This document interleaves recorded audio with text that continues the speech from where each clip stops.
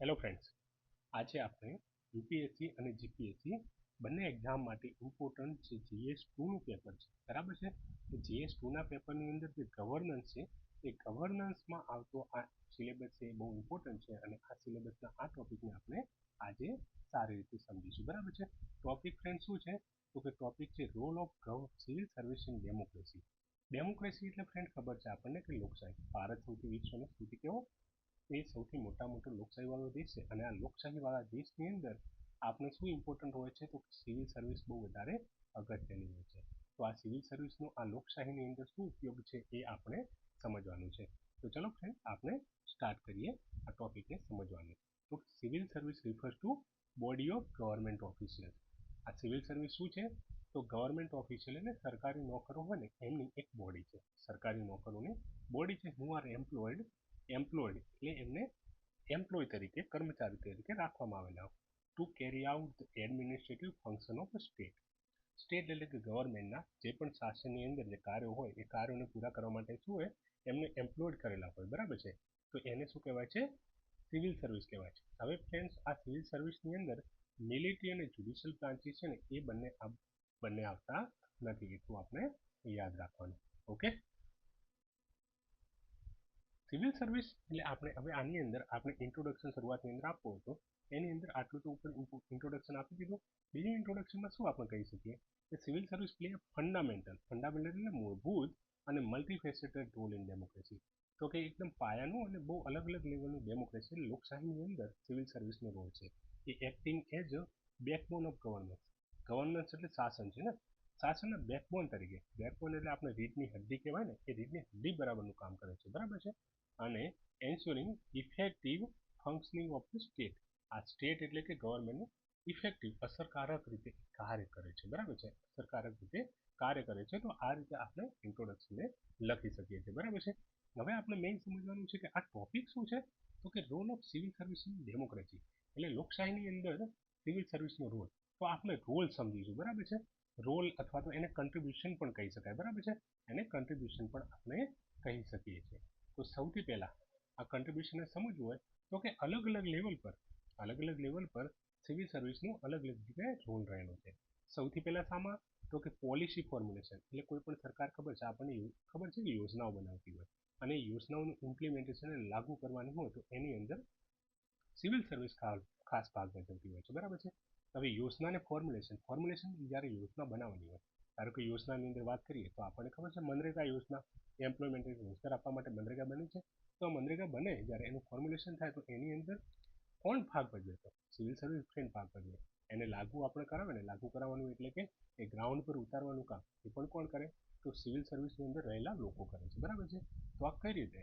તો કે civil service છે ને એમના બે રોલ છે. એક તો એડવાઇઝરી રોલ છે તે અને બીજો છે execution of loss and policy. હવે એડવાઇઝરી એટલે શું? તો કે શું કહેવાય? એડવાઇસ આપવાનું કામ કરે. એડવાઇસ એટલે સલાહ આપવાનું કામ કરે, બરાબર છે.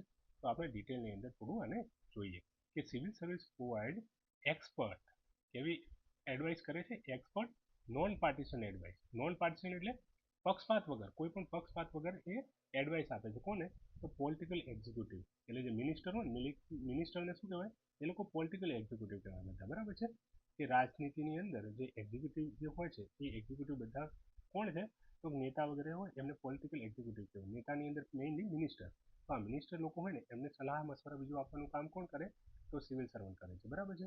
એ શાના આધારે લોકો સલાહ આપે? તો એમની પાસે જે સ્પેશિયલ નોલેજ હોય, કારણ કે સિવિલ સર્વન્ટ બન્યા હોય એટલે આઈએએસ આઈપીએસ વગેરેની એક્ઝામ પાસ કરીને આવેલા હોય અથવા જે સ્ટેટ પીસીએસ પાસ કરીને આવેલા હોય, બરાબર છે. તો એમની પાસે એના આધારે એમનું નોલેજ હોય, બરાબર છે. એમની પાસે વર્ષોનો અનુભવ હોય અને ગ્રાઉન્ડ રિયાલિટી વધારે જાણતા હોય, બરાબર છે. તો એ રીતે એ લોકો એડવાઇસ કરતા હોય છે. આનાથી શું એ કોઈ પણ પોલિસી બનતી હોય ને તો બહુ વધારે સાઉન્ડ એટલે કે સારી પોલિસી બનતી હોય અને ઇફેક્ટિવ પોલિસી બનતી હોય એટલે અસરકારક પોલિસી બનતી હોય છે, બરાબર છે. તો આ રીતે સિવિલ સર્વિસ એની અંદર એડવાઇઝરી રોલ પણ એમનો સિવિલ સર્વિસનો રહેલો છે. બીજો સિવિલ સર્વિસનો રોલ શું છે? તો એક્ઝિક્યુશન ઓફ લો. આ કોઈ પણ લો જે કાયદો બને છે એ કાયદાને લાગુ કરવો અથવા તો કોઈ પણ પોલિસી બની જાય તો એને લાગુ કરવાનું કામ પણ કોણ કરે છે? સિવિલ સર્વિસ કરે છે. કઈ રીતે કરે છે એ લોકો એક તો પરમનન્ટ એક્ઝિક્યુટિવ છે, બરાબર છે. એટલે જ્યારે એ લોકો યુપીએસસી અથવા જીપીએસસી કે કોઈ પણ સ્ટેટ પીસીએસની એક્ઝામ પાસ કરીને આવે, બરાબર છે.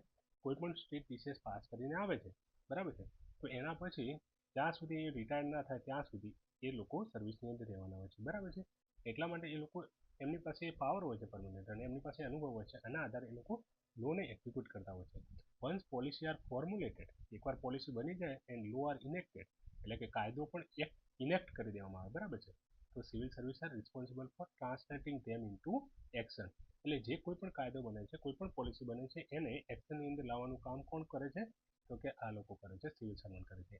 આપણને ખબર છે કે વક્ફ એક્ટ આવ્યો સેન્ટરની અંદર, કયો એક્ટ આવ્યો? વક્ફ એક્ટ આવ્યો, બરાબર છે. તો આ વક્ફ હોય કે પછી નારી બંધન અધિનિયમ, આપણે ખબર છે મહિલાઓને રિઝર્વેશન આપવાની વાત હોય કે પંચાયત રાજ ઇન્સ્ટિટ્યુશન હોય, આ બધી પોલિસી અથવા એક્ટ અલગ અલગ બન્યા, તેને ગ્રાઉન્ડ પર ઉતારવાનું કામ કોણ કરશે અથવા તો કરી રહ્યા છે? તો એ લોકો આ સિવિલ સર્વન્ટ જ કરી રહ્યા છે. તે executive task ranging from public service delivery, એટલે આપણે પબ્લિક સર્વિસની અંદર શું આવે? હેલ્થ કેર આવે, આયુષ્માન ભારત યોજના છે, એજ્યુકેશન, રાઇટ ટુ એજ્યુકેશન હોય, કોઈ પણ વેલફેર પ્રોગ્રામ હોય એટલે પબ્લિક ડિસ્ટ્રીબ્યુશન સિસ્ટમ, ત્યાંથી માંડીને લો એન્ફોર્સમેન્ટ, કોઈ કાયદો બને છે અથવા તો ઇન્ફ્રાસ્ટ્રક્ચર ડેવલપમેન્ટ કરવાની વાત આવે, તો આ બધી વસ્તુ છે ને એ તમામે તમામ એક્ઝિક્યુટ કરવાનું કામ કોનું છે? તો સિવિલ સર્વિસનું છે, બરાબર છે ફ્રેન્ડ. તો આ રીતે આપણે સમજી શકીએ છીએ. બીજો રોલ શું છે એમનો? તો કે સ્ટેબિલિટી એન્ડ કન્ટિન્યુટી, એટલે સ્ટેબિલિટી એટલે સ્થિરતા પ્રોવાઈડ કરે છે. તો સિવિલ સર્વન્ટ છે એ લોકો સિવિલ સર્વિસ છે, એક સ્થિરતા તો પ્રોવાઈડ કરે છે, સાથે સાથે કન્ટિન્યુટી પણ પ્રોવાઈડ કરે છે. કન્ટિન્યુટી એટલે કે બદલાતા પરિપ્રેક્ષ્યની અંદર પણ સિવિલ સર્વિસ કામ લાગતી હોય છે, બરાબર છે. તો સ્ટેબિલિટી પણ પ્રોવાઈડ કરે છે અને સાથે સાથે કન્ટિન્યુટી પણ પ્રોવાઈડ કરે છે. હવે એ કઈ રીતે પ્રોવાઈડ કરે છે? તો કે એક તો પરમનન્ટ એક્ઝિક્યુટિવ છે, આગળ આપણે જે રીતે વાત કરી એ રીતે સિવિલ સર્વન્ટ કોણ છે? પરમનન્ટ એક્ઝિક્યુટિવ છે. એ લોકો જ્યારે રિટાયરમેન્ટ થાય ને એના પહેલા એ લોકો હંમેશા માટે, એટલે કે એટલે પરમનન્ટ, આપણે વાત કરીએ આગળ પોલિટિકલ એક્ઝિક્યુટિવ એટલે કોઈ નેતા, તો નેતા લોકો 5 વર્ષ માટે ચૂંટાતા હોય છે, પછી જો ઇલેક્શન હારી જાય તો એ લોકોએ ઘરે બેસવું પડે, બરાબર છે. પણ આ લોકોને જ્યાં સુધી એમનું 62 વર્ષ કે 65 વર્ષની જ્યાં સુધી એજ ના પૂરી થાય ત્યાં સુધી સિવિલ સર્વન્ટ છે એમને કોઈ નિકાળી ના શકે, બરાબર છે. એટલે પરમનન્ટ એક્ઝિક્યુટિવ છે.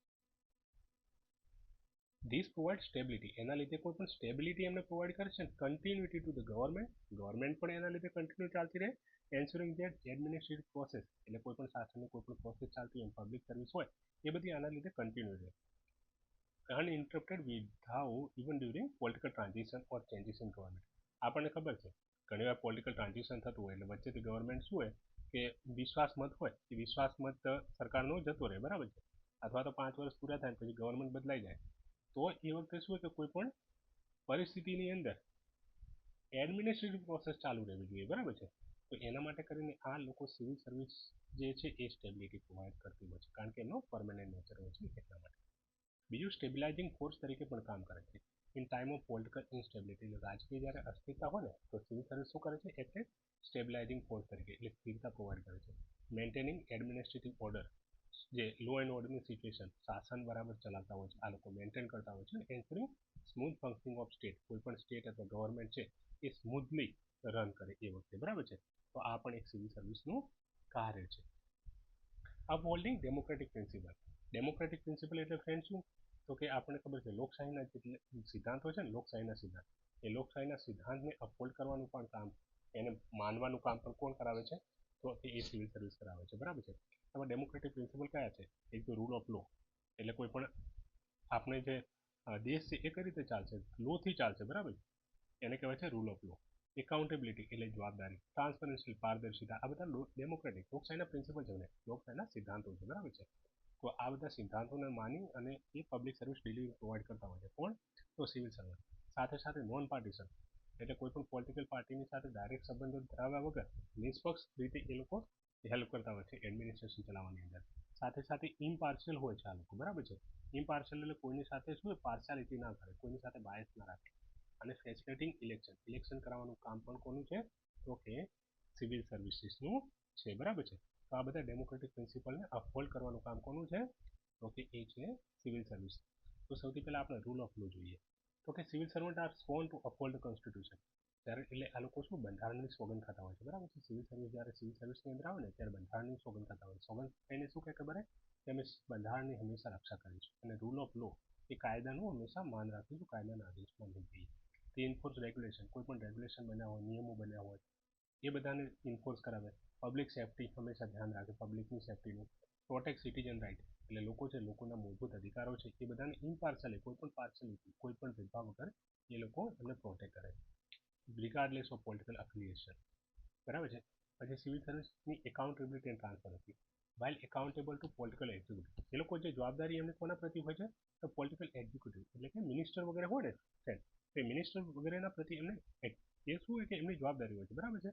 એટલે જે પણ મિનિસ્ટર ડિસિઝન લે છે એ એમની પોતાની પોલિટિકલ પાર્ટી જે હોય છે એ પોલિટિકલ પાર્ટીના વિચારો પ્રમાણે, ધારો કે અત્યારે સેન્ટ્રલની અંદર એનડીએની ગવર્મેન્ટ છે તો એનડીએના ગવર્મેન્ટના એમના જે પહેલાંથી કોઈ પણ મેન્ડેટ હોય તો એ મેન્ડેટને એ લોકો ફૂલફિલ કરતા હોય તો એ પ્રમાણે આ લોકો સિવિલ સર્વિસ શું હોય કે એમને જવાબદાર તો રહેતા હોય છે, પણ એ સિવિલ સર્વિસ ટ્રાન્સપરન્સી તો લાવે જ છે.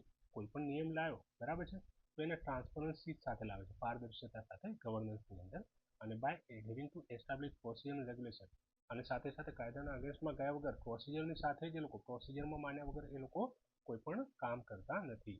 They are crucial in preventing abuse of power and corruption. અને આ રીતે એ લોકો શું ટ્રાન્સપરન્સી એકાઉન્ટેબિલિટી કામ કરે એટલે પાવર જે લોકો પાસે હોય એ પાવરનું હનન નથી કરતા અને કરપ્શન એટલે ભ્રષ્ટાચારને રોકતા હોય છે. તો આ સિવિલ સર્વિસનું કામ છે. પછી શું છે એમનું કામ તો કે નોન પાર્ટિશનશીપ અને ઇમ્પાર્શિયાલિટી. આપણે જે રીતે વાત કરીએ ને નોન પાર્ટિશનશીપ, અહીંયા ફ્રેન્ડ પાર્ટીશન એટલે પાર્ટી આવે છે. પાર્ટી એટલે આપણે પોલિટિકલ પાર્ટીશન હતા, બરાબર છે. તો કે આ લોકો કોઈ પણ પોલિટિકલ પાર્ટીની સાથે ડાયરેક્ટ કનેક્શન નથી રાખતા, બરાબર છે. એટલે નિષ્પક્ષ હોય છે. અને ઇમ્પાર્શિયાલિટી એટલે કોઈ પણ સાથે, આ બહુ વધારે આમ કેવી ટર્મ છે, બહુ મોટી ટર્મ છે. આમ જોવા જઈએ ને તો ઇમ્પાર્શિયાલિટી આ આખું છે એવું સમજવાનું કે આ છે ઇમ્પાર્શિયાલિટી. એક મિનિટ, ધારો કે આ સમજવાનું આખું ઇમ્પાર્શિયાલિટી છે, બરાબર છે. આ છે ઇમ્પાર્શિયાલિટી અને એની અંદર આ છે શું છે તો કે નોન પાર્ટિશનશીપ અથવા તો પોલિટિકલ ન્યુટ્રાલિટી પણ કહેવાય. આપણે એથિક્સની અંદર એટીટ્યુડ વાળું ચેપ્ટર છે એની અંદર આ બંને ટર્મ્સ આવે છે. તો આ રીતે આ લોકો નોન પાર્ટિશનશીપ અને ઇમ્પાર્શિયાલિટી સિવિલ સર્વન્ટ મેન્ટેન કરતા હોય છે, બરાબર છે હંમેશા. અને આ સિવિલ સર્વિસના કોર પ્રિન્સિપલ છે.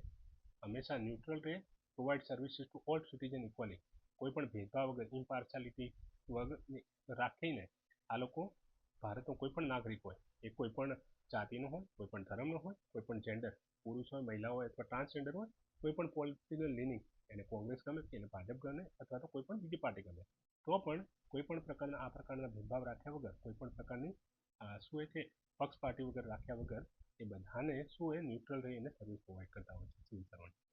ફેસિલિટીંગ ઇલેક્શન, આપણે ઇલેક્શન આવે તો ઇલેક્શન કરાવવાનું કામ પણ કોનું છે એ સિવિલ સર્વન્ટનું. એ લોકો ઓર્ગેનાઇઝ કરતા હોય છે અને કન્ડક્ટ કરાવતા હોય છે ફ્રી એન્ડ ફેર ઇલેક્શન. અને વિચાર કોર્નરસ્ટોન ઓફ ડેમોક્રેસી, આપણને ખબર છે ડેમોક્રેસીનો મૂળ પાયો શું છે તો ઇલેક્શન છે એ ડેમોક્રેસીનો આધાર સ્તંભ છે, પાયો કહેવાય છે, બરાબર છે. તો આ પાયાનો સ્તંભ આને મેન્ટેન કરાવવાનું કામ પણ કોનું છે તો આ છે સિવિલ સર્વિસનું, બરાબર છે. તો આ રીતે આ લોકો ડેમોક્રેસીને શું કરે છે ઉપયોગી થાય છે. બીજું ફંક્શન શું છે તો પબ્લિક સર્વિસ ડિલિવરી અને વેલફેર, એટલે કે જે આપણે અલગ અલગ પબ્લિક સર્વિસ હોય ને એ સર્વિસને ડિલિવર કરાવવાનું કામ કોણ કરે તો એ કરતા હોય છે સિવિલ સર્વિસ. અને સાથે સાથે વેલફેર એટલે કલ્યાણ કાર્ય પણ સિવિલ સર્વિસ કરતા હોય છે, બરાબર છે. એ કઈ રીતે તો કે રીચિંગ ધ ગ્રાસરૂટ એટલે એકદમ છેલ્લામાં છેલ્લો માણસ હોય ને ગ્રાઉન્ડ પર એકદમ એ માણસનું ત્યાં સુધી પહોંચવાની કોશિશ કરે છે આ લોકો. બીજો સોશિયલ ચેન્જ એટલે સમાજની અંદર બદલાવ લાવે, ઇકોનોમિક ડેવલપમેન્ટ એટલે આર્થિક વિકાસ કરાવે, આ બધું કામ કોનું છે સિવિલ સર્વન્ટ્સનું. તો reaching the ground root, civil servant are instrumental in delivering various public service, અલગ અલગ પ્રકારની પબ્લિક સર્વિસ હોય ને એ બધાને પ્રોવાઈડ કરવાનું કામ કરે છે. જે રીતે ધારો કે કોઈ રોડ બનાવવા, કોઈ હેલ્થકેર આયુષ્માન યોજના વગેરે પ્રોવાઈડ કરાવી અને ગ્રાસરૂટ સુધી લઈ જવી, બરાબર છે. લોકોને અલગ અલગ સ્કીમની અંદર બેનિફિટ લાવવું, ડાયરેક્ટ બેનિફિટ ટ્રાન્સફર લવડાવવા, વેલફેર પ્રોગ્રામની અંદર એમને ભાગીદાર બનાવવા, કોઈ પણ ડેવલપમેન્ટ ઇનિશિયેટિવ લેવા, ગ્રાસરૂટ લેવલ સુધી ગામડાઓની અંદર પણ નીચે સુધી સ્કૂલો બનાવવી, ત્યાં પીએચસી બનાવવા, પ્રાઇમરી જે પ્રાથમિક આરોગ્ય કેન્દ્રો હોય વગેરે, બરાબર છે. તો આ બધું કામ છે એ સિવિલ સર્વિસીસ કરાવતી હોય છે.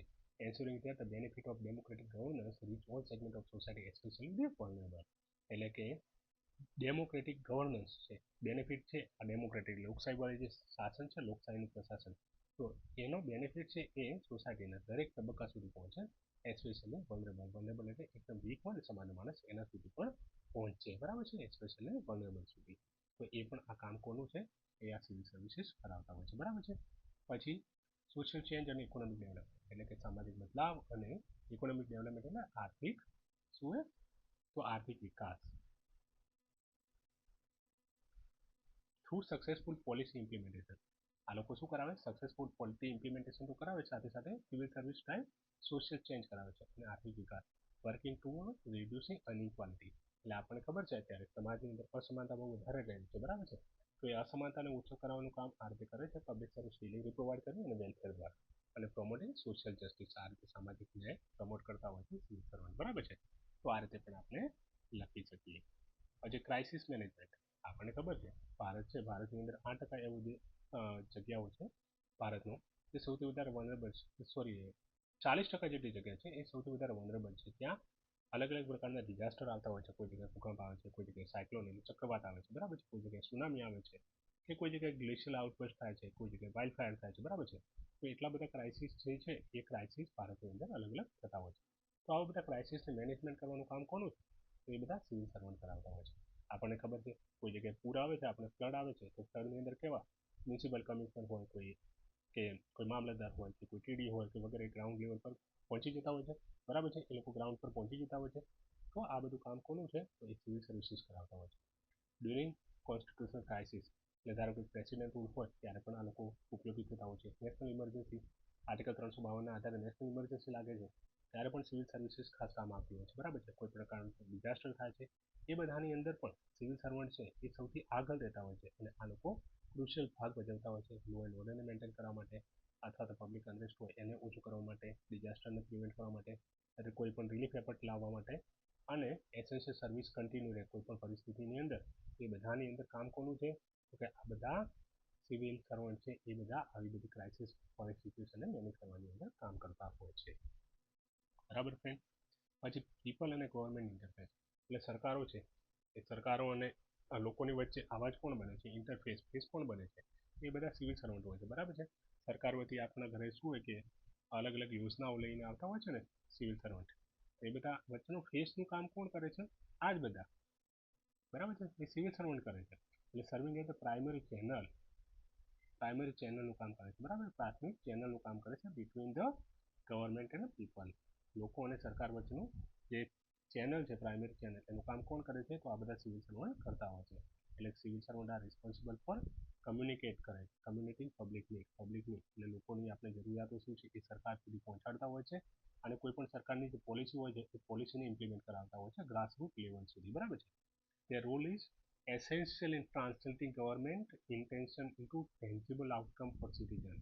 ગવર્મેન્ટની શું ઈચ્છા છે, બરાબર છે, ગવર્મેન્ટની શું ઈચ્છા છે, એમનું ઇન્ટેન્શન શું છે એ સિટીઝન સુધી ટેન્જિબલ આઉટકમ એ પ્રોવાઈડ કરવાની અંદર પણ ખાસ ભાગ ભજવે છે, બરાબર છે, ટેન્જિબલ આઉટકમ આપવા માટે. પછી સિવિલ સર્વિસ પાર્ટિસિપેટિવ ડેમોક્રેસી પ્રમોટ કરતા હોય છે. પાર્ટિસિપેટ એટલે બધા લોકો છે એ નીચેના લોકો છે લોકશાહીની અંદર પાર્ટિસિપેટ કરે, બધાનો બધા ઇલેક્શનની અંદર કે બીજાની અંદર બધામાં વોટ આપે કે કોઈ પણ રીતે પાર્ટિસિપેટ કરે તો પાર્ટિસિપેટિવ ડેમોક્રેસી કહેવાય છે. એ પણ એની અંદર એ પ્રમોટ કરવાનું કામ કોનું છે? તો સિવિલ સર્વન્ટનું છે, બરાબર છે, એ સિવિલ સર્વિસનું છે. ઇનિશિયેટિવ લાઈક આ છે એક ઇનિશિયેટિવ છે નાગાલેન્ડની અંદર 1976માં ઇન્ટ્રોડ્યુસ કરવામાં આવ્યું. કયું? Village development board in Nagaland. નાગાલેન્ડની અંદર એક વિલેજ ડેવલપમેન્ટ બોર્ડ બનાવવામાં આવ્યું છે, બરાબર છે. અને એની અંદર શું કર્યું? Exemplify how civil servant promote participative governance. તો આ વિલેજ ડેવલપમેન્ટ બોર્ડની અંદર છે ને લોકો પાર્ટિસિપેટ વધારે કરતા. એટલે આ એક બેસ્ટમાં બેસ્ટ એક્ઝામ્પલમાં આપણે લખી શકીએ કે આ રીતે સિવિલ સર્વન્ટ શું કરે છે? પ્રમોટ કરે છે પાર્ટિસિપેટિવ શું ગવર્નન્સ એટલે ગ્રાસરૂટ નીચેના લેવલ સુધી, બરાબર છે. પછી ઇન્ક્લુઝિવ ગવર્નન્સ એટલે સમાવેશી શાસન. શાસન કેવું હોય? સમાવેશી હોય, કોઈ પણ વ્યક્તિને કોઈ પણ પાછું નથી રાખતું, બરાબર છે. સમાજનો નાનામાં નાનો તબક્કો છે તબક્કાવાળા લોકોને પણ એમની અંદર એડ કરી નાખે છે. એટલે અહીંયા ઇન્ક્લુઝિવ ગવર્નન્સ લાવે છે. કઈ રીતે? તો માર્જિનાઇઝ કમ્યુનિટી છે, બરાબર છે, વંચિત વર્ગ છે, એમને પણ સાથે મેઇન સ્ટ્રીમની અંદર લાવી. એ સીન વિથ સ્વીકૃતિ ઇનિશિયેટિવ બાલંગીર. બાલંગીર કરીને આ એક શું છે? બાલંગીર કરીને ઓડિશાની અંદર આ જગ્યા છે એની અંદર આ એક સ્વીકૃતિ કરીને ઇનિશિયેટિવ સ્ટાર્ટ કરેલું, બરાબર છે. એ ટ્રાન્સજેન્ડર કમ્યુનિટીને પર્ટિક્યુલર સપોર્ટ કરવા માટે, ટ્રાન્સજેન્ડર કમ્યુનિટી પર્ટિક્યુલરલી સપોર્ટ કરવા માટે કરીને. તો આ રીતે ઇન્ક્લુઝિવ ગવર્નન્સ પણ પ્રમોટ કરે છે આ લોકો. પછી રિસોર્સ મોબિલાઇઝેશન. કોઈ પણ રિસોર્સ હોય, બરાબર છે, સરકાર પાસે રિસોર્સ હોય તો એ રિસોર્સને લોકો સુધી પહોંચાડવું અથવા તો કોઈ પણ સરકારની યોજના છે અસરકારક રીતે એને લાગુ પડવું અને કોઈ પણ કરપ્શન ના થાય, ભ્રષ્ટાચાર ના થાય, બરાબર છે, એના દ્વારા લોકોની સુધી એકદમ વ્યવસ્થિત રીતે પહોંચવા માટેનું પણ કામ કોણ કરાવતા હોય છે? સિવિલ સર્વન્ટ કરાવતા હોય છે, બરાબર છે. તો આ રીતે સિવિલ સર્વન્ટ લાઈક આર્મસ્ટ્રોંગ પામે. આ લગભગ એથિક્સની અંદર બધા જ લોકોએ આર્મસ્ટ્રોંગ પામેનું નામ સાંભળ્યું જ હશે, બરાબર છે. તો આ હમણાં શું કરેલું ખબર છે? ક્રાઉડ ફંડિંગ કરેલું. એટલે ક્રાઉડ એટલે લોકો પાસેથી પૈસો ઉઘરાવી અને પછી એક રોડ કન્સ્ટ્રક્ટ કરાવ્યો હતો ક્યાં મણિપુરની અંદર, બરાબર છે, મણિપુરની અંદર એમને રોડ બનાવ્યો હતો. એટલે આ શું છે, એક ઇનોવેટિવ એપ્રોચ છે, એક પ્રકારનું ઇનોવેટિવ એપ્રોચ છે સિવિલ સર્વન્ટનું to overcoming resource constant and driving development. કોઈ જગ્યાએ સરકારની પાસે રિસોર્સ નથી, બરાબર છે, રિસોર્સનો અભાવ છે, તો એવી જગ્યા પર પણ વિકાસ વગર માણસો ના રહી જાય, તો એની અંદર આમને આર્મસ્ટ્રોંગ પામે કહેવાય ક્રાઉડ ફંડ કરીને ઇનોવેટિવ મેથડથી શું કરેલું કે રિસોર્સ મોબિલાઇઝ કરી અને લોકો માટે એક રોડ બનાવી આપેલો, બરાબર છે. એટલે એથિક્સની અંદર ભણ્યા હોય તો એથિક્સની અંદર આપણને ખબર છે સિવિલ સર્વન્ટનું કામ શું છે, ઇનેબલરનું કામ છે, ઇનોવેશન પણ એક કામ છે સિવિલ સર્વન્ટનું, ક્રિએટિવિટી પણ કામ કરે છે. તો આ ઇનોવેટિવ એપ્રોચ છે એની અંદર આપણે સિવિલ સર્વન્ટની અંદર આપણે આ પણ એક લખી શકીએ છીએ, બરાબર છે, કે સિવિલ સર્વન્ટ છે એ રિસોર્સ મોબિલાઇઝેશન ઇનોવેટિવ અપ્રોચથી કરાવે છે, બરાબર છે. અને એથિક્સની અંદર પણ લખી શકાય આપણે, અને અહીંયા પણ લખી શકીએ છીએ.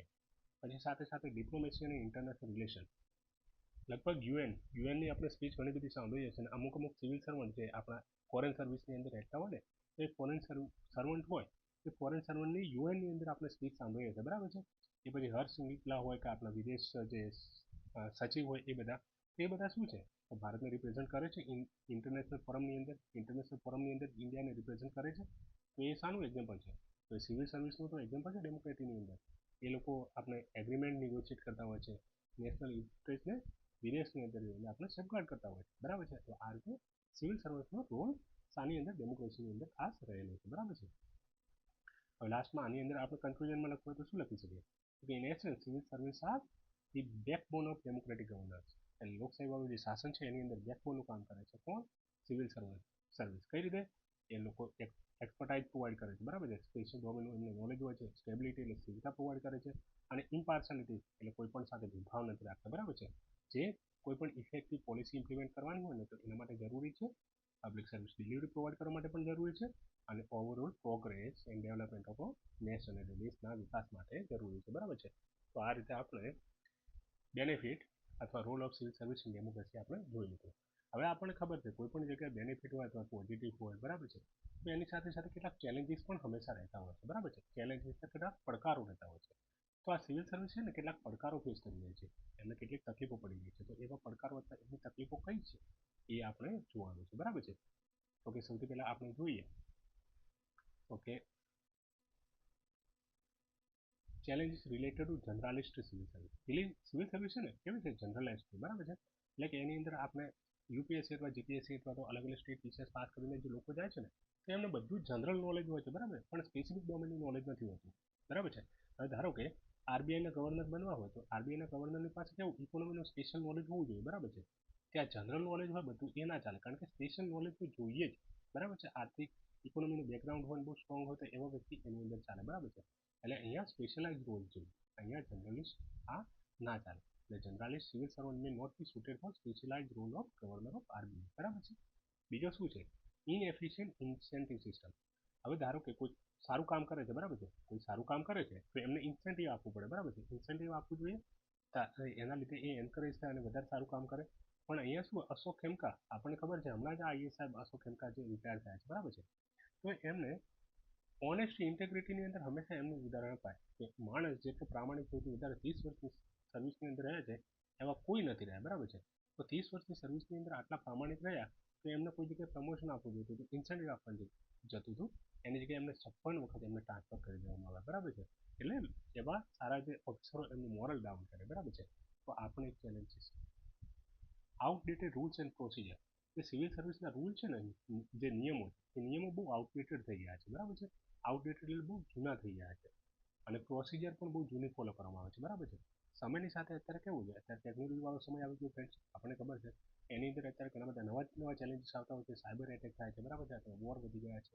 આવી બધી ઘણી બધી પરિસ્થિતિઓ હોય તો બદલાના સમયની અંદર જરૂરિયાતો પણ બદલાતી હોય, બરાબર છે. તો રૂલ જે આઉટડેટેડ હોય એને કાઢીને નવા રૂલ બનાવવા જોઈએ, બરાબર છે. અને પ્રોસિજરને પણ નવી રીતે ફોલો કરવું જોઈએ. પણ આ હજુ પણ એક ચેલેન્જ છે. Promotion is base on seniority. હજુ પણ સિનિયોરિટીના આધારે પ્રમોશન આપવામાં આવે છે સિવિલ સર્વિસની અંદર, કે જે સર્વિસની અંદર જૂનું માણસ આવેલું છે એને પહેલાં પ્રમોશન આપો અને નવો છે એને પછી આપો. મેરિટનું અહીંયા કોઈ જ, બરાબર છે, કોઈ જ રિલેવન્સ નથી. મેરિટ એટલે કે જેણે સારું કામ કર્યું છે, સારું જેનું પરફોર્મન્સ છે, જેનું સારું એફિશિયન્સી છે, બરાબર છે, એ બધાનો તો અહીંયા કોઈ રોલ જ નથી, બરાબર છે. એટલે આઉટડેટેડ રૂલ અને પ્રોસિજર થઈ ગયા છે. લેખો પડે કે ટ્રાન્સપરન્સી પારદર્શિતા પણ નથી, બરાબર છે, અને એકાઉન્ટેબિલિટી પણ નથી પ્રોસિજરની અંદર. જવાબદારીથી પેલા આખું કામ પણ નથી કરતા, ટ્રાન્સપરન્સીથી પણ કામ નથી કરતા. ઘણી બધી જગ્યાએ અનએથિકલ પ્રેક્ટિસ જોવા મળે છે. અનએથિકલ એ લોકો અનૈતિક કાર્યની અંદર જોડાયેલા હોય છે, બરાબર છે. અનૈતિક કાર્યની અંદર ધારો કે એક ઉદાહરણ છે કે physical torture by IPS officer Balvir Singh in Tamil Nadu. હવે આ બહુ પહેલાનો કેસ છે આમ તો, બરાબર છે. આ તમિલનાડુની અંદર એક આઈપીએસ રહેલા, આઈપીએસ શું નામ એમનું, તો કે બલવીર સિંહ. આ બલવીર સિંઘે જેલની અંદર રહેલા કેદી પર એટલું બધું જુલ્મ કર્યું હતું, એટલું બધું કે એમના દાંત બીજા કાઢી નાખ્યા હતા, બરાબર છે. એમના ટેસ્ટિકલ છે એને ક્રશ કરી નાખ્યા હતા. એટલે આટલું બધું એને શું કરે છે, કસ્ટોડિયલ ટોર્ચર, બરાબર છે, કસ્ટોડિયલ ટોર્ચર એમને કરેલું છે, બરાબર. તો આ એક ઉદાહરણ છે. હમણાંનું પણ એક અજીતસિંહ કરીને મંદિરના જે પૂજારી છે એમના ઉપર કંઈક સોનું કે બીજું કે કંઈક ચોરી દેવાના આરોપથી એમણે પણ હમણાં તમિલનાડુની અંદર ભાઈ પોલીસે ટોર્ચર કર્યા છે, બરાબર છે, જોડી છે કસ્ટડીની અંદર, ઓફિશિયલ કસ્ટડીની અંદર, બરાબર છે. એટલે આવી બધી પણ પ્રોબ્લેમ જોવા મળતા હોય છે, બરાબર છે. પછી એપેથી અમુક સિવિલ સર્વન્ટ, ઘણા બધા સિવિલ સર્વન્ટ હોય છે કે એની અંદર એપેથી હોય છે, બરાબર છે. આ ફિઝિકલ ટોર્ચર જે આઈપીએસ કર્યું હતું એ પણ એપેથીનું ઉદાહરણ છે. એપેથી એટલે એમ્પેથી આપણને ખબર છે ને, એમ્પેથી એટલે સહાનુભૂતિ, સહાનુભૂતિના અગેન્સ્ટમાં જેની અંદર બિલકુલ સહાનુભૂતિ ના હોય એને એપેથી કહેવાય, બરાબર છે. તો આ નોર્થ ઇસ્ટના એનું એક ડીએમનો હમણાં વિડીયો વાયરલ થયો હતો, બરાબર છે, કોવિડ વખતે, કોરોના વખતે. તો કોઈ સિટીઝનને જે કોવિડ-19ના રેગ્યુલેશન હતા, બરાબર છે, એ રેગ્યુલેશનનું વાયોલેશન કર્યું તો એમને લાફો મારી દીધો, બરાબર છે. આવા બધા જોવા આપણે જોવા મળતા હોય છે. તો જ્યારે આવી વસ્તુ પબ્લિકલી આવી બધી થાય એટલે લોકોને સિવિલ સર્વન્ટ પ્રત્યે કેવું હોય કે વિશ્વાસ ના રહે, બરાબર છે, વિશ્વાસ ના રહે, પબ્લિકનો ટ્રસ્ટ ઓછો થાય, પબ્લિકનો ટ્રસ્ટ ઓછો થાય એટલે પાર્ટિસિપેશન લોકોનું ગવર્નન્સની અંદર ઓછું થાય, બરાબર છે. તો આ પણ એક પ્રોબ્લેમ છે. આર્બિટ્રી અને મ્યુનિસિપલ ટ્રાન્સફર છે. તો સિવિલ સર્વન્ટને ગમે ત્યારે પૂછ્યા વગર પણ ટ્રાન્સફર કરી દેવામાં આવતા હોય છે, બરાબર છે. એ મનમાની પણ એની અંદર ચલાવાતી હોય છે, બરાબર છે. આ એક ઉદાહરણ છે Sanjeev Chaturvedi IFS, refuse central deputation by Haryana government. એમને સેન્ટ્રલ ડેપ્યુટેશન પર જવું હતું કેન્દ્રની અંદર, બરાબર છે, કામ કરવા માટે, પણ એમને ના પાડી દીધી. એમનું જો કંઈક બહુ સારું કામ હતું, બરાબર છે. એમને હરિયાણાની અંદર મોટા મોટા પ્રોબ્લેમ્સ હતા એને બહાર પાડ્યા હતા, બરાબર છે. હરિયાણાની અંદર બહુ મોટા મોટા પ્રોબ્લેમ હતા, એ કરપ્શનના કેસીસ હતા, એમને બહાર પાડ્યા હતા. તો એના માટે કરીને એમને સેન્ટ્રલ ડેપ્યુટેશન પર જવું હતું તો એમને ના પાડી દીધી. એટલે બહુ મનમાની ચાલતી હોય છે, બરાબર છે. આ પણ એક પ્રોબ્લેમ છે. Absence of effective objective system. Objective system એટલે ફેક્ટ અને એવિડન્સના બેઝ પર કોઈ સારું વસ્તુ છે જોઈને કામ કરવાનું હોય તો એનો અભાવ ઘણીવાર જોવા મળે છે. Ensure career progression, cylindrical system where the fall batch is promoted irrespective of merit and performance. એટલે કે આપણે આગળ પણ વાત કરીએ ને એ રીતે ઓબ્જેક્ટિવનું અહીંયા ખાસ ધ્યાન નથી રાખવામાં આવતું. એક સાથે એક લોટ હોય ને, ધારો કે 50 જણા એક સાથે આઈપીએસ ચૂંટાઈને આવ્યા હતા, બરાબર છે, આઈપીએસ બનીને આવ્યા હતા, ચૂંટાઈને ના કહેવાય, એ અપોઇન્ટ થઈને આવેલા, બરાબર છે. તો એમને એક સાથે જ 50 જણાને શું પ્રમોશન આપી દીધું. એમનું કામ કેવું છે એ બધું પરફોર્મન્સ બીજું ચેક ના કરવામાં આવે, મેરિટ એમનું બીજું ચેક ના કરવામાં આવે, બરાબર છે. એક સાથે એમને શું કરી દેવામાં આવે તો કે એક સાથે એમને પ્રમોટ કરી દેવામાં આવે, બરાબર છે. એના કરતાં શું કરવું જોઈએ કે જે બરાબર કામ નથી કરવું એમને પ્રાયોરિટી ના આપવાની હોય. ત્યારે મેરિટ સારું હોય, જેમને સારું કામ કર્યું હોય, જેમનું પરફોર્મન્સ બીજું સારું રહેલું હોય તો એમને ઉપર લઈ જવા જોઈએ, બરાબર છે. એટલે સિસ્ટમ વધારે સુધરે, બરાબર છે. તો આ બધા ચેલેન્જીસ આપણે ચેલેન્જીસ જોઈ લીધા છે. હવે કેટલાક સિવિલ સર્વિસ રિફોર્મના આપણે એક્ઝામ્પલ, તો કે કેટલાક સિવિલ સર્વિસ રિફોર્મ એવા સારા સારા થયા છે. એક તો ઈ ઓફિસ, ઘણા બધા સ્ટેટની અંદર અથવા ઘણી બધી મિનિસ્ટ્રી ડિપાર્ટમેન્ટની અંદર આ ઈ ઓફિસ છે ને, ઈ ઓફિસ એટલે ઇલેક્ટ્રોનિક સિસ્ટમ, બરાબર છે. તો એને ઇમ્પ્લિમેન્ટ કરવામાં આવી છે, બરાબર છે. અને એના લીધે શું થાય છે કે કોઈ પણ કામ છે વગેરે જલ્દી થઈ જાય. ઈ સમીક્ષા કરીને એક એપ છે.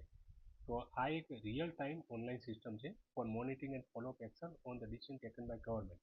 સરકારે કોઈ પણ ડિસિઝન લીધું હોય ને તો એને કોઈ મોનિટર કરવું હોય અથવા એને ફોલો કરવું હોય તો રિયલ ટાઈમ પર તમે ફોલો કરી શકો, બરાબર છે. રિયલ ટાઈમ પર આપણે એને મોનિટર કરી શકીએ એના માટે કરીને આ ઈ સમીક્ષા કરીને એક પ્રોજેક્ટ આ છે, બરાબર છે, ઈ સમીક્ષાવાળો. પછી prompt delivery of services to simplify processes to cut administrative delay. એટલે સર્વિસીસ જલ્દી પહોંચે અને એકદમ સિમ્પ્લિફાય થાય એના માટે પણ ઇનિશિયેટિવ લેવામાં આવેલા છે. પ્રોમોટિંગ મિડ કરિયર ટ્રેનિંગ. આ મિશન કર્મયોગી આના માટે છે. મિશન કર્મયોગી સિવિલ સર્વિસ માટે લાવ્યું છે કે ઘણા બધા સિવિલ સર્વન્ટ છે કે એકની એક સર્વિસની અંદર કામ કરે એટલે એમનું નોલેજ પણ આઉટડેટેડ થઈ જાય અને પોતે કંઈ નવું શીખવાની કાળજી ના રાખે. તો એમના માટે કરીને કરિયરના અમુક 18 વર્ષ કે 13 વર્ષની અંદર એટલે વચ્ચેથી મિડ કરિયર ટ્રેનિંગ આપવામાં આવે કરિયરના વચ્ચે. એટલે એમનું નોલેજ બીજું અપડેટેડ થાય, નવા નવા લોકો શીખે, નવી નવી વસ્તુઓ શીખે, એમને ટ્રેનિંગ મળે, બરાબર છે. તો એના માટે વધારે જરૂર છે. એટલે એના માટે કરીને મિડ કરિયર ટ્રેનિંગ, એનું નામ છે મિશન કર્મયોગી, એ લોન્ચ કરવામાં આવ્યું હતું, જેનાથી એમનું લર્નિંગ અને નોલેજ બંને સુધરે, બરાબર છે. પછી આ લેટરલ એન્ટ્રી તો બધાને ખબર જ હશે. લેટરલ એન્ટ્રી એટલે કે બહારના કોઈ ડોમેન એક્સપર્ટ હોય, એક્સપર્ટ લોકો હોય, બરાબર છે, એક્સપર્ટ લોકોને સર્વિસની અંદર લાવવામાં આવે. Personnel from the private sector are selected to an administrative, એટલે શાસનની કોઈ પોસ્ટ હોય, આઈએસ આઈપીએસ છે કે ડીવાયએસ હોય કે ડીવાયએસપી છે, એવી સારી સારી પોસ્ટ હોય ને, એ બધાની અંદર કોને, તો કે પ્રાઇવેટ સેક્ટરના માણસોને, જેમને બહુ સારું કર્યું હોય પોતાના ફિલ્ડની અંદર, તો એવા લોકોને લાવવામાં આવતા હોય છે, બરાબર છે. તો આ પણ એક વસ્તુ છે. હવે ઘણી બધી અમુક કમિટી બનેલી, એ કમિટી અમુક વાત કરેલી, બરાબર છે. એની અંદર કોઈકે તો એવું કીધેલું કે આ અમુક જે સિવિલ સર્વન્ટ હોય છે ને, બહુ બેસ્ટ કામ કરતા હોય છે. એની અંદર સંજીવ ચતુર્વેદી આઈએફએસ એમનું એક્ઝામ્પલ આપ્યું કે એમણે તો હંમેશા વોચડોગનું કામ કર્યું છે. કોઈ પણ જગ્યાએ કંઈ પણ અન્યાય થાય છે તો એના અગેન્સ્ટમાં પોતે અવાજ ઉઠાવે. તો સંજીવ ચતુર્વેદી આઈએફએસ રજીસ્ટર કરતી એફઆઈઆર કોના અગેન્સ્ટમાં? કોન્ટ્રાક્ટરના અગેન્સ્ટમાં. શાના માટે? તો illicit tree Fehling and poaching of work. આમ ઇલિસિટ ટ્રી ફેલિંગ, ખોટી રીતે, અયોગ્ય રીતે એમને શું હોય, ઝાડની કોન્ટ્રાક્ટરે કટાઈ કરી હતી ને, અને પોચિંગ કર્યું હતું હોગ ડિયરનું, તો એના માટે કરીને સંજીવ ચતુર્વેદીએ રજીસ્ટર કરી હતી એફઆઈઆર આમના અગેન્સ્ટમાં, બરાબર છે. તો આવા સિવિલ સર્વન્ટ હોવા જોઈએ. તો આવા સિવિલ સર્વન્ટ પણ હોય છે, જેના લીધે પોલિટિકલ ઇન્સ્ટેબિલિટીની અંદર પણ એ લોકો કામ કરતા હોય છે અને કન્ટિન્યુઅલી મેન્ટેન કરતા હોય છે, બરાબર છે. હવે આ સિવિલ સર્વિસની અંદર આપણે કેટલાક ઉપર પ્રોબ્લેમ જોયા, તો પ્રોબ્લેમની અંદર એક વાત કરવામાં આવે છે કે રિફોર્મ કરવાની જરૂર છે, બરાબર છે, બદલાવ કરવાની અંદર જરૂર. તો બદલાવ માટે કેટલીક અલગ અલગ કમિટી બની છે, અલગ અલગ કમિશન બન્યા છે, એમને શું કહ્યું એ પણ આપણે જોઈશું. તો સૌથી પહેલું એડમિનિસ્ટ્રેટિવ રિફોર્મ કમિશન બન્યું. આ ક્યારે બનેલું? 1966ની અંદર બનેલું, બરાબર છે. એમને રેકગ્નાઇઝ કરેલા શું? તો need four specialisation in government function. સરકારના કામકાજની અંદર સ્પેશિયલાઇઝેશનની અંદર જરૂર છે. સ્પેશિયલાઇઝેશન એટલે કોઈ પણ વિષયની અંદર નિપુણતા. ધારો કે ડૉક્ટર હોય તો એ પોતાના સબ્જેક્ટની અંદર નિપુણ હોય છે, બરાબર છે, એમબીબીએસ કરેલું હોય, અથવા તો એન્જિનિયરો પોતાના સ્કિલની અંદર બહુ એક્સપર્ટ હોય, અથવા તો ધારો કે આપણે ઉપર જે રીતે વાત કરી કે આરબીઆઈના ગવર્નર બનવું હોય તો એ અર્થશાસ્ત્રની અંદર નિપુણ હોય. તો એવા સ્પેશિયલાઇઝેશન પ્રમોટ કરવાની જરૂર છે, એવું ફર્સ્ટ એઆરસીએ કીધેલું. અને leading to selection method for senior management post in both functional and non functional area. અને એનાથી આ સ્પેશિયલાઇઝેશન નોલેજ પ્રમોટ કરી અને એવા લોકોને સિનિયર મેનેજમેન્ટમાં લેવાના, ફંક્શનલ નોન ફંક્શનલ એરિયાની અંદર, અને જેનાથી નોમિન એક્સપર્ટાઇઝ વધે અને એ સારી રીતે વધારે કામ કરી શકે. એના માટે એમણે લેટરલ એન્ટ્રીની પણ વાત કરેલી કે સિનિયર લેવલે છે ને, આ ટેકનિકલ પોસ્ટ હોય, ટેકનિકલ પોસ્ટ હોય ને, એ ટેકનિકલ પોસ્ટ પર સિનિયર લેવલ પર શું હોય કે આવી રીતે લેટરલ એન્ટ્રી પણ કરાવવાની, લેટરલ એન્ટ્રીથી પણ લોકોને લાવવાના, એવું એમને કહેલું, બરાબર છે. એવું અમને સજેસ્ટ કરવું. પછી સેકન્ડ એડમિનિસ્ટ્રેટિવ રિફોર્મ કમિશન આવેલું. આ ક્યારે આવેલું? તો 2005ની અંદર આવેલું. આમણે શું કહેલું? તો રિસ્ટ્રક્ચર સિવિલ સર્વિસ એક્ઝામિનેશન. આપણે જે સિવિલ સર્વિસની એક્ઝામિનેશન લેવામાં આવે છે ને કેન્દ્રની અંદર, તો યુપીએસસીની, તો એને રિસ્ટ્રક્ચર કરવાની વાત કરેલી. By conducting preliminary main examination consecutively. એટલે કે પ્રિલિમ અને મેઇનની એક્ઝામિનેશન છે ને એક સાથે કરાવો, કન્સેક્યુટિવલી, એટલે એક પછી એક જલ્દી કરાવો. Or short listing candidates base on preliminary result. અથવા તો પછી કેટલાક પ્રિલિમનું જે એક્ઝામનું રિઝલ્ટ આવશે એના આધાર પર શું હોય, કેટલાક કેન્ડિડેટને શોર્ટલિસ્ટ કરી દો. અને implement mandatory training at induction and periodically. અને એમણે એવું પણ કીધેલું કે મેન્ડેટરી ટ્રેનિંગ બધાને કરાવવી જરૂર છે. કયા? ઇન્ડક્શન સ્ટેજ પર. ઇન્ડક્શનની શરૂઆતની અંદર જેવા આ લોકો પાસ થાય છે અને ટ્રેનિંગ પેલા શું હોય કે સર્વિસની અંદર જાય છે, તો એના પહેલાં ટ્રેનિંગ એમના માટે મેન્ડેટરી કરાવો. અને સાથે સાથે પીરિયોડિકલી સમયાંતરે પણ એમની શું હોય કે એ લોકો કંઈ ભૂલી ના જાય, તો એના માટે પણ ટ્રેનિંગ કરાવવી જરૂરી છે. પછી સેકન્ડ એડમિનિસ્ટ્રેટિવ રિફોર્મ એક કમિશને કીધું કોડ ઓફ એથિક્સ ઇમ્પ્લિમેન્ટ કરવાનું, બરાબર છે. તો આ કોડ ઓફ એથિક્સમાં આપણે એથિક્સનો સબ્જેક્ટ છે એની અંદર પણ ભણવામાં આવે છે. ત્યાં બે વસ્તુ છે, કોડ ઓફ કન્ડક્ટ અને કોડ ઓફ એથિક્સની વાત કરે છે. કોડ ઓફ એથિક્સ શું કરે છે કે કોઈ પણ સિવિલ સર્વન્ટ હોય છે તો એ પોતાના કામની અંદર હાઈએસ્ટ લેવલનું એથિક્સ એટલે નૈતિકતા મેન્ટેન કરે એવું જરૂરી છે, કે એને કોડ ઓફ એથિક્સ કહે છે, બરાબર છે. તો એના કેટલાક કોડ પણ બનાવી દેવામાં આવે, બરાબર છે. તો એ કઈ પ્રમાણે એ લોકો કામ કરે, અને જેનાથી કોન્ફ્લિક્ટ ઓફ ઇન્ટરેસ્ટ ના આવે, એથિકલ ડાયલેમા ના થાય, એ બધી વસ્તુઓમાંથી બચી શકાય. તો એવું પણ એમને કહેલું કે કોડ ઓફ એથિક્સ સિવિલ સર્વિસની અંદર લાવવું જરૂરી છે. પછી એસ્ટાબ્લિશ લોકપાલ અને લોકાયુક્ત ફોર એકાઉન્ટેબિલિટી. કોઈ સિવિલ સર્વન્ટ હોય એ જવાબદારીથી કામ ના કરે પોતે, તો એના માટે લોકપાલ અને લોકાયુક્ત પણ જરૂરી છે, બરાબર છે, જેનાથી આમની એકાઉન્ટેબિલિટી એન્શ્યોર કરી શકે. પછી પરફોર્મન્સ એસેસમેન્ટ કરવાનું ફોર એપ્રેઝલ એન્ડ પ્રમોશન. કોઈ પણ સિવિલ સર્વન્ટ છે ત્યારે કોઈ આઈએસ આઈપીએસ છે કે કોઈ ડીવાયએસપી છે વગેરે, તો એમને કોઈ પ્રમોશન આપવું હોય, કોઈ અપ્રેઝલ આપવું હોય, તો એમનું પહેલાં પરફોર્મન્સ એસેસ કરો. એ લોકો કોઈ કોન્ફ્લિક્ટ ઓફ ઇન્ટરેસ્ટવાળી વસ્તુની અંદર તો ફસાયેલા નથી ને, એમને કોઈ કરપ્શન તો નથી કરવું ને, કોઈ ઇલીગલ કામ તો નથી કરવાનું, તો એના આધારે તો એવું હોય તો એમને પ્રમોશન ના આપો. એમને સારું કામ કરેલું છે લાઈક અશોક ખેમકા, તો એવા લોકોને પ્રમોટ કરો. Focus on effective governance with decentralisation, સાથે સાથે અસરકારક ગવર્નન્સ પણ લાવવું જોઈએ અને ડિસેન્ટ્રલાઇઝેશન પણ કરવું જોઈએ. તો એવું સેકન્ડ એઆરસી એડમિનિસ્ટ્રેટિવ રિફોર્મ કમિશને કહ્યું. સાથે સાથે બીજા 3 એક કમિશન અને કમિટી પણ છે, એમણે પણ કંઈક સજેસ્ટ કરેલું. તો કે હોતા કમિશન 2004 આવેલું, બરાબર છે. હોતા કમિશન આવેલું 2004 અંદર. એમણે શું કરેલું કહેલું કે reducing weightage of general study paper અને સિવિલ સર્વિસ એક્ઝામિનેશન. એટલે આપણી એક્ઝામની અંદર જે જનરલ સ્ટડી જીએસના પેપર હોય ને, એ જીએસના પેપરનું વેટેજ ઓછું કરવું એવું એમણે કહ્યું. જીએસના પેપરનું ભાઈ કે વેટેજ ઓછું કરવું એવું એમણે કહેલું. And putting more emphasis on specialize subject. આમણે પણ સ્પેશિયલાઇઝ સબ્જેક્ટ પર વધારે ભાર મૂકેલો. સ્પેશિયલાઇઝ સબ્જેક્ટ પર આમણે પણ ભાર વધારે મૂકેલો. સ્પેશિયલાઇઝ સબ્જેક્ટ એટલે ધારો કે કોઈના આપણે ઓપ્શનલ હોય છે ને, તો ઓપ્શનલ પ્રમાણે એવા સબ્જેક્ટ પર વધારે ભાર મૂકેલો. Raising the age limit for civil service examination from 28 થી 30 વર્ષ.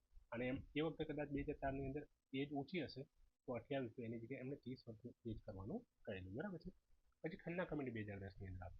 ખન્ના કમિટીએ કહેલું કે સિવિલ સર્વિસ એપ્ટિટ્યૂડ, એટલે આપણે સીસેટનું પેપર અત્યારે આવે છે ને, તો સીસેટનું પેપર એમણે ઇન્ટ્રોડ્યુસ કરવાનું કીધું. એના 2010ની અંદર એમણે કીધું, એના આધારે પછી સીસેટનું પેપર એડ થયું. બાસવાન કમિટી 2016ની અંદર બની. એમણે કીધું કે જનરલ કેન્ડિડેટ છે ને, એમની 32 વર્ષની ઉંમર છે એના કરતાં 26 કરી દો. એટલે બાસવાન આ ઘણા બધા લોકો કહેતા હોય છે કે શું સિવિલ સર્વિસની ઉંમર ઓછી થવાની છે, 32 છે જનરલ કેન્ડિડેટની, તો એની જગ્યાએ 26 કરવાની છે, ઓછી કરવાની છે. તો હમણાં કરશે કે નહીં કરે એવું તો કશું ખબર નથી, પણ આજે 32માંથી 26ની વાત કરેલી ને, એ બાસવાન કમિટીએ કરેલી, બરાબર છે. તો આ વસ્તુ થઈ ગઈ આપણે અલગ અલગ કમિટી અને એમના રિફોર્મ માટે એમના સૂચાવેલા સજેશન. હવે કેટલાક ઇસ્યુ છે સિવિલ સર્વિસ રિલેટેડ ઇસ્યુ અત્યારના ટાઈમની, જે આપણે ઉપર પણ આમ તો જોયું છે, બરાબર છે. તો કે 2 પ્રકારની બ્યુરોક્રેસી હોય છે, એક જનરલાઇઝ બ્યુરોક્રેસી અને એક સ્પેશિયલાઇઝ બ્યુરોક્રેસી. એટલે જનરલાઇઝ તો આપણે આમ જોયું કે જેને બધો જ જનરલ આઈડિયા હોય છે, બરાબર છે. તો એની અંદર શું આવે છે, ઇન્વોલ્વ્સ official with the broad skill set. એમની પાસે બ્રોડ સ્કિલ સેટ હોય, બધું જ હોય, એમને બધું જ ન્યાય આવડતું હોય, બરાબર છે. Broad skill set that allow them to adapt to various role and department. અલગ અલગ રોલની અંદર ને અલગ અલગ ડિપાર્ટમેન્ટની અંદર જ્યાં મોકલો એને, જે રોલની અંદર બેસાડો ત્યાં એ જઈને એની અંદર એ ફિટ થઈ જાય. Providing flexibility for transfer across different government sector. એને કોઈ પણ ગવર્મેન્ટના સેક્ટરની ટ્રાન્સફર કરો ને, તો ત્યાં જઈને પણ ફ્લેક્સિબિલિટી પોતે કામ કરવા લાગે. ધારો કે આ જે છે એજ્યુકેશન ડિપાર્ટમેન્ટની અંદર કામ કરે છે અને કાલે એમનું ટ્રાન્સફર થાય છે હેલ્થ ડિપાર્ટમેન્ટમાં, તો હેલ્થ ડિપાર્ટમેન્ટમાં પણ એ જઈને કામ એવું ને એવું કરવા લાગે. એને કહેવાય છે જનરલાઇઝ બ્યુરોક્રેસી, બરાબર છે. એ generalist focus on implementing policy. આ લોકો પોલિસી ઇમ્પ્લિમેન્ટ કરાવે અને with comprehensive understand of government function, અને સાથે સાથે ગવર્મેન્ટ ફંક્શન સારી રીતે જાણતા હોય છે. તો આવી તો એક છે જનરલાઇઝ બ્યુરોક્રેસી, બરાબર છે. હવે બીજી કઈ છે સ્પેશિયાલિસ્ટ બ્યુરોક્રેસી. તો સ્પેશિયાલિસ્ટ બ્યુરોક્રેસી શું હોય, બધું ના જાણતું, અમુક સ્પેશિયલ નોલેજ હોય. ધારો કે અમુકને ઇકોનોમીનું નોલેજ હોય, તો એમને આરબીઆઈની અંદર ગવર્નર બનાવ્યું તો એમને આવડતું હોય, બરાબર છે. પણ એમને હેલ્થમાં મૂકીએ તો હેલ્થના વિશે ખબર ના પડે, એટલે એને કહેવાય છે સ્પેશિયલાઇઝ બ્યુરોક્રેસી. તો specialize bureaucracy comprise official with deep knowledge in specific field. એમને સ્પેસિફિક ફિલ્ડનું બહુ ડીપ નોલેજ હોય, સચ એઝ ફાઇનાન્સનું હોય કે હેલ્થનું હોય કે એન્જિનિયરિંગ, કે કોઈ પણ એ સબ્જેક્ટનું. જેને હેલ્થનું છે એને હેલ્થનું વધારે ડિટેલમાં નોલેજ છે, ફાઇનાન્સવાળાને ફાઇનાન્સનું વધારે ડિટેલમાં છે. એટલે એ રીતે બહુ ડિટેલમાં એમને નોલેજ હોય છે. Specialist are primary assign to roles requiring technical skill. આવા લોકોને જે રોલ આપવામાં આવે ને એમને બહુ ટેકનિકલ સ્કિલની જરૂરત પડતી હોય છે. Focusing on providing expert advice, અને આ લોકો એક્સપર્ટ એડવાઇસ પ્રોવાઈડ કરતા હોય છે, ટેકનિકલ સોલ્યુશન પણ આપે વિધિન ધ ડોમેન. એમના ડોમેનની અંદર કોઈ પણ આવતું હોય તો એ સબ્જેક્ટમાં એ પ્રોબ્લેમ માટે એ લોકો ટેકનિકલ સોલ્યુશન પ્રોવાઈડ કરવાની અંદર જાણતા હોય છે, એ લોકો માહિર હોય છે, કારણ કે એમની સ્પેશિયાલિસ્ટ બ્યુરોક્રેસી અને અનુભવ છે. હવે ધારો કે એક એમબીબીએસ ડૉક્ટર પાસે જઈએ અને એક ગેસ્ટ્રોલોજીસ્ટ પાસે જઈએ અને એમાં ગેસ્ટ્રોનો પ્રોબ્લેમ છે, બરાબર છે, પેટના રિલેટેડ કોઈ પ્રોબ્લેમ છે, તો એમબીબીએસ છે એ એની પાસે જનરલ નોલેજ હશે, બરાબર છે. તો એ બહુ વધારે ડિટેલની અંદર પેટના વિશે નહીં જાણતો હોય, એટલે એ એની અંદર જે ગેસ્ટ્રો છે એ તો સ્પેસિફિક એના ડૉક્ટર છે, એટલે ગેસ્ટ્રો જે સોલ્યુશન આપશે એ એમબીબીએસ કરતાં તો વધારે જ હશે, બરાબર છે. તો એને કહેવાય છે સ્પેશિયાલિસ્ટ બ્યુરોક્રેસી આ પ્રકાર. This model require specialize education આમાં જરૂર પડતું હોય છે, અને continuous professional development to maintain efficiency in a particular field, બરાબર છે. તો આ રીતે પણ આપણે અહીંયા સમજી શકીએ. હવે એક સૌથી મોટામાં મોટો કરંટનો ઇસ્યુ છે એ કયો છે લેટરલ એન્ટ્રી ઇસ્યુ. યુપીએસસીની અંદર ગયા વર્ષે 2024ની અંદર યુપીએસસી 45 જેટલી પોસ્ટ બહાર પાડી હતી લેટરલ એન્ટ્રી પર, પણ પછી એના પર વિરોધ પણ થયો એનો, બરાબર છે. અને વિરોધ થયો એટલે પછી એને પાછું લઈ લેવામાં આવ્યું, બરાબર છે, પાછું લઈ લીધું હતું. તો આ લેટરલ એન્ટ્રી એના વસ્તુને આપણે સમજીએ. તો આપણે પહેલાં તો ફર્સ્ટ એઆરસી સમજાતા એડમિનિસ્ટ્રેટિવ રિફોર્મ કમિશન, એમણે પણ કહ્યું હતું કે highlight that performance appraisal may be adopted from the arm forces. આપણે કોઈ પણ પરફોર્મન્સ અપ્રેઝલ કેવું હોવું જોઈએ ને એ આર્મ ફોર્સ પાસેથી શીખવું જોઈએ. કારણ કે આર્મ ફોર્સની અંદર એ લોકો છે ને નોન પરફોર્મન્સ જે પણ પરફોર્મ ના કરતા હોય સારા એવા લોકોને કાઢી દેતા હોય છે, બરાબર છે, સાઇડ આઉટ કરતા હોય. તો એમની પાસેથી આપણે સિવિલ સર્વિસ માટે પણ શીખવું જોઈએ કે એવા જે સારું પરફોર્મન્સ કરતા હોય એવા લોકોને કઈ રીતે આગળ લાવવા અને નોન પરફોર્મન્સને સાઈડમાં કાઢવા, બરાબર છે. તો આ ફર્સ્ટ યર છે લેટરલ એન્ટ્રીની અહીંયા ક્યાંક ને ક્યાંક વાત કરી હોય એવું કહે છે. કારણ કે જે સારું પરફોર્મન્સ હોય એવા બહારના લોકોને પણ સિવિલ સર્વિસની અંદર લઈ આવો. પછી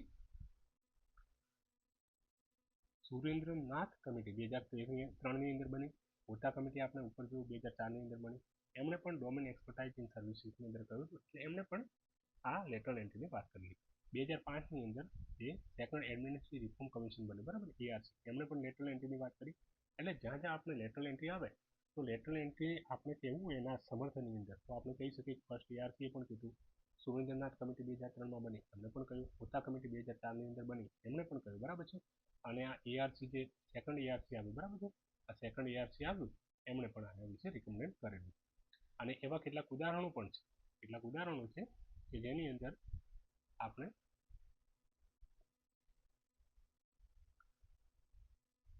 કેટલાક ઉદાહરણ છે જેની અંદર પહેલા પણ આ રીતે લેટરલ એન્ટ્રી કરવામાં આવેલી છે. એની અંદર એક ઉદાહરણ છે નંદન નીલેકણીનું, બરાબર છે. પછી મોન્ટેકસિંગ અલુવાલિયાનું ઉદાહરણ છે, વિજય કેલકરનું ઉદાહરણ છે. પછી અરવિંદ સુબ્રમણ્યમ આપણા ચીફ ઇકોનોમિક એડવાઇઝર હતા, રઘુરામ રાજન આરબીઆઈના ગવર્નર હતા. તો આ બધા લોકો છે ને એ લોકો લેટરલ એન્ટ્રીથી આવેલા છે અને આપણને ખબર છે એમને કેટલું બેસ્ટ આપ્યું છે દેશ માટે. રઘુરામ રાજન એમને આર્થિક જે આરબીઆઈની અંદર એમને બહુ સારું કામ કર્યું છે એવું માનવામાં આવે છે. આ નંદન નીલેકણી એ પોતે ઇન્ફોસિસ કંપનીના ડેપ્યુટી ડિરેક્ટર એવું હતા કંઈ, અને એમણે યુઆઈડીઆઈ જે આપણે આધાર છે એ આધારની અંદર પણ એમણે બહુ બેસ્ટ કામ કરેલું, બરાબર છે.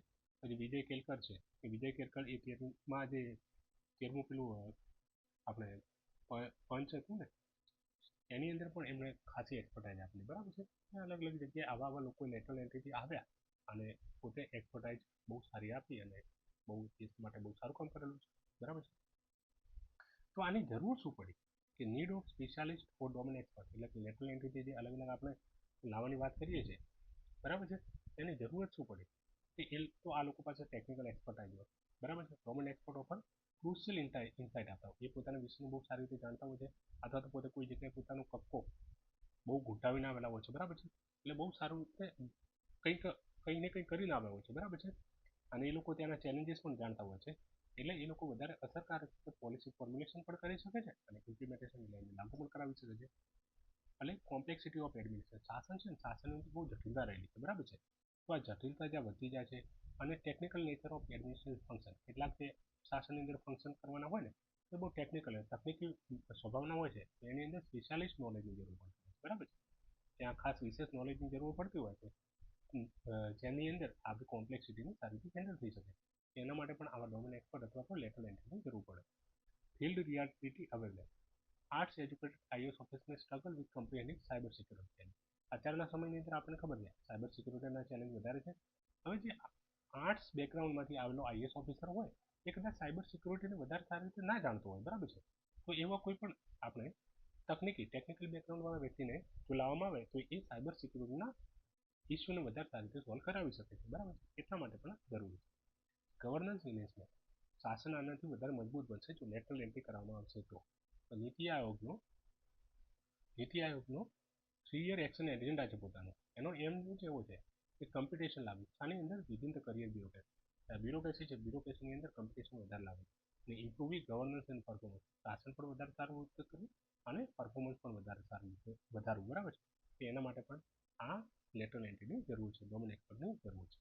પછી ટેલેન્ટ રિટેન્શન, સારું ટેલેન્ટ જે બ્રેન ડ્રેન થાય છે ભારતમાંથી વિશ્વની બીજા દેશની અંદર જાય છે ને તેમાં ટેલેન્ટને ભારતની અંદર જ રહે, બરાબર છે. અને ટેલેન્ટ રિટેન્શન, ટેલેન્ટ આવું ગવર્મેન્ટની અંદર આવે, બરાબર છે. તો એના માટે પણ જરૂરી છે.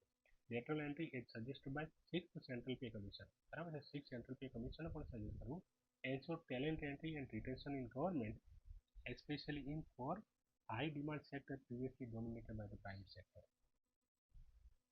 હવે આમના અગેન્સ્ટમાં શું છે? લેટરલ એન્ટ્રીના અગેન્સ્ટમાં કોઈ ફેવરમાં પણ રહેવાના અને ઘણા બધા લોકો અગેન્સ્ટમાં પણ રહેવાના ને, તો અગેન્સ્ટમાં કેમ રહે છે? એના કારણ શું હોય? તો લેક ઓફ ફિલ્ડ એક્સપિરિયન્સ. હવે ઘણા બધા ઓફિસ એક્સપર્ટ હોય અને એ લોકોને લેટરલ એન્ટ્રીથી લાવી દેવામાં આવે, બરાબર છે, પણ એમને ફિલ્ડ એક્સપિરિયન્સ ના હોય, કદાચ અનુભવ ના હોય જેટલો પેલા ડાયરેક્ટ આપણે શાસનની અંદર પહેલાંથી જ હોય છે, બરાબર, સિવિલ સર્વિસ સર્વન્ટ હોય છે, તો એમના જેવું ફિલ્ડ એક્સપિરિયન્સ ના હોય, એના લીધે કેટલા પ્રોબ્લેમ થાય. એક્સટર્નલ ટેલેન્ટ એટલે પ્રેક્ટિકલ ફિલ્ડ એક્સપિરિયન્સ ના હોય જે સિવિલ સર્વિસ માટે જરૂરી છે, બરાબર છે. Such as understanding social impact of economic policy.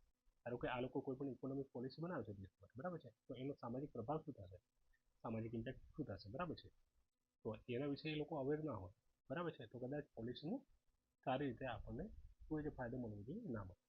Instance of failure. પહેલાં ઘણા બધા આવા લેટરલ એન્ટ્રીના ઇસ્યુ એમાં ફેલ પણ થયા. ધારો કે આ એર ઇન્ડિયાનો કેસ છે, તો એની અંદર ડોમેન એક્સપર્ટાઇઝ હતી છતાં પણ એ મેઝરેબલી ફેલ થઈ છે, બરાબર છે, એટલે એવું પણ કહી શકાય. Internal conflict. ઘણીવાર અંદર આ લોકો લડતા હોય છે, એક સાથે માસ એન્ટ્રી બહારથી કરાવી દેવામાં આવે લેટરલ એન્ટ્રીની, બરાબર છે, તો ઓલરેડી જે એક્ઝામ આપી અને આ લોકો આગળ જે આવ્યા હોય છે એ લોકોને ડર લાગવાનો આવે છે, બરાબર છે, તો અંદર પણ કોન્ફ્લિક્ટ થતા પડે, બરાબર. Impact on civil servant. Institutionalize civil servant operating efficiently may see their morale affected by lateral entry. પછી કોઈ પણ એક્ઝામ આપીને ગયા હોય સિવિલ સર્વન્ટ, બરાબર છે, એ સારી રીતે કામ કરતા હોય, સારી રીતે તો કામ કરતા હોય અને એમને લાગે કે આપણે એક્ઝામ આપીને આવ્યા હતા અને આ લોકોને ડાયરેક્ટ લઈ લીધા, બરાબર છે, તો એમનું મોરલને અફેક્ટ કરે, બરાબર, મોરલ ડાઉન થાય, એટલે potentially undermine their role and effective અસર પણ આનાથી ઓછી કરતા હોય, બરાબર છે. આ રીતે આપણે સમજી શકીએ. હવે કેટલાક ઇનિશિયેટિવ લાવવામાં આવે છે ફંક્શનિંગ સિવિલ સર્વન્ટના ફંક્શનિંગને વધારે મજબૂત કરવા માટે. એક તો મિશન કર્મયોગી. આ મિશન કર્મયોગી બધાને ખબર જ છે. આ નેશનલ પ્રોગ્રામ છે શાના માટે? સિવિલ સર્વિસની કેપેસિટી બિલ્ડિંગ કરવા માટે, વધારવા માટે. કેપેસિટી હોય ને એમની વધારવા માટે, બરાબર, એમની અંદર વધારે સ્કિલ આવે, એમની અંદર આવડત અલગ અલગ આવે, બરાબર છે, અને કોઈ પણ નવા ચેલેન્જીસ આવે એની સામે લડી શકે એના માટે કરવું. To ensure civil servant are equipped with necessary skill and knowledge એમને મળે to meet the demand from modern governance. અત્યારના સમયની અંદર નવી તકનીકો આવી છે, નવા પ્રોબ્લેમ આવે છે, એની સામે એની ડિમાન્ડને પૂરી કરવા માટે કરી અને મિશન કર્મયોગી લાવવામાં આવ્યું છે. પછી integrated government online training. IGOT platform છે, આ પ્લેટફોર્મ દ્વારા ઓનલાઈન ટ્રેનિંગ આપવામાં આવતું હોય છે. કર્મયોગી પ્લેટફોર્મ પણ આને કહે છે. તો એની અંદર કમ્પ્રિહેન્સિવ ડિજિટલ પ્લેટફોર્મ છે design to guide civil service officer. એ સિવિલ સર્વિસના અલગ અલગ ઓફિસર એમને ગાઈડ કરવા માટે ડિઝાઇન કરવામાં આવ્યું છે, બરાબર છે, એમને ગાઈડ કરવા માટે ડિઝાઇન કરવામાં આવ્યું છે. અને through their capacity building journey offering them personalized learning experience. Personalized learning experience આ લોકોને આપે છે, બરાબર છે, offering them personalized learning experience and access to vast repository of training modules. અને એની અંદર ઘણી બધી વસ્તુ પડેલી હોય છે, બરાબર છે, રાખેલી હોય છે, એનાથી તમે કોઈ પણ જગ્યાએ કોઈ પણ ટાઈમ પર તમે ટ્રેનિંગ લઈ શકો છો. પછી national standard for civil service training institution છે. આરંભ ઇનિશિયેટિવ આ પણ બહુ વધારે ઇમ્પોર્ટન્ટ છે. 2019ની અંદર આરંભ ઇનિશિયેટિવ લાવવામાં આવ્યું છે, બરાબર છે. First ever common foundation course છે, common foundation for newly inducted civil servant. કોઈ પણ સિવિલ સર્વન્ટ નવા આવે છે ને, ધારો કે યુપીએસસી એક્ઝામ પાસ કરીને જેટલા પણ 900,000 એ લોકો સ્કિલ પસંદ થાય છે, એ બધા માટે કોમન ફાઉન્ડેશન કોર્સ છે, એને કહેવાય છે, નામ છે આરંભ. આરંભનો મતલબ શું છે? આરંભ એટલે આમ જોવા જઈએ તો શરૂઆત. Aims to instil share sense of purpose, ethics and national vision. કે બધા જે પણ નવા આ લોકો જે સિવિલ સર્વન્ટ આવે છે એ બધાનો એક સેન્સ ઓફ પર્પઝ હોવો જોઈએ. પોતાના પર્સનલ ગેન માટે ના આવવા જોઈએ, બરાબર છે, એમનો એક પર્પઝ હોવો જોઈએ દેશ જવાનો. એથિક્સ નૈતિકતા એની અંદર આવે અને નેશનલ વિઝન દેશ માટેનું એક દેશ દાજ હોય, દેશ માટે વિઝન હોય, બરાબર છે, તો એના માટે કરીને આ આરંભ યુનિવર્સિટી લાવવામાં આવે છે. પછી નેશનલ ટ્રેનિંગ પોલિસી પણ આ રીતે ટ્રેનિંગ આપવા માટે લાવવામાં આવેલી છે, બરાબર છે. પછી જે લોકો સારું કામ કરતા હોય છે એમને એવોર્ડ પણ આપવામાં આવે છે, બરાબર છે, જેના લીધે એ લોકોને બુસ્ટઅપ મળે ને નવું કામ કરતા રહે.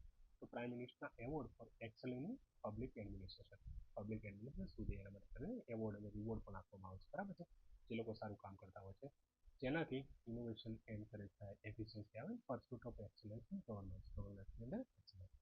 આખું આ રોલ ઓફ સિવિલ સર્વિસની અંદર આપણે આ જોઈ લીધું. ગવર્નન્સની અંદર, ડેમોક્રેસીની અંદર એમનો રોલ શું, એમના ચેલેન્જીસ શું, અમુક અલગ કમિટીએ શું કર્યું, બરાબર છે, એ પણ આપણે ઉપર જોયું, બરાબર છે. એમના માટે ઇનિશિયેટિવ કયા સ્ટાર્ટ કરવામાં આવે એ પણ આપણે આ જોયું લીધા આરંભ યુનિવર્સિટી વગેરે, બરાબર છે. અથવા તો આઈગો પ્લેટફોર્મ. હવે વે ફોરવર્ડ આપણે શું કરી શકીએ અહીંયા? વે ફોરવર્ડ તો કે વે ફોરવર્ડની અંદર એક જ મિનિટ, હા, ફ્રેન્ડ.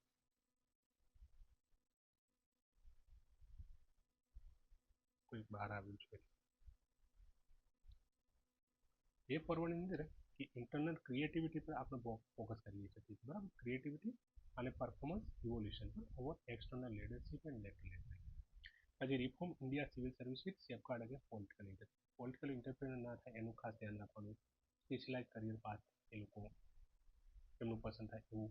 પછી લેટરલ એન્ટ્રીને પ્રમોટ કરવી, બરાબર છે, પ્રાઇવેટ સેક્ટરની એક્સપર્ટાઇઝ લાવવી, આ બધાને આપણે આની અંદર લાવી શકીએ છીએ, બરાબર છે. હવે આપણે લાસ્ટમાં એક સારી રીતે મસ્ત લખવું હોય તો આપણે શું લખી શકાય? તો કે એક લાસ્ટમાં conclusion, civil service are the steel frame of India. સરદાર પટેલે કીધું હતું સિવિલ સર્વિસ આપણું શું છે? સ્ટીલ ફ્રેમ છે, બરાબર છે. આવું over the years it has undergone several changes. આ સ્ટીલ ફ્રેમ છે ને ઘણા બધા ચેન્જીસની છે, બરાબર, પસાર થઈ છે. Keeping up the spirit of democracy and welfare of people center to its function. એટલે ડેમોક્રેસીને મોટા લેવલ પર લઈ જવા માટે, બરાબર છે, ડેમોક્રેટિક ફંક્શન માટે જરૂરી છે સિવિલ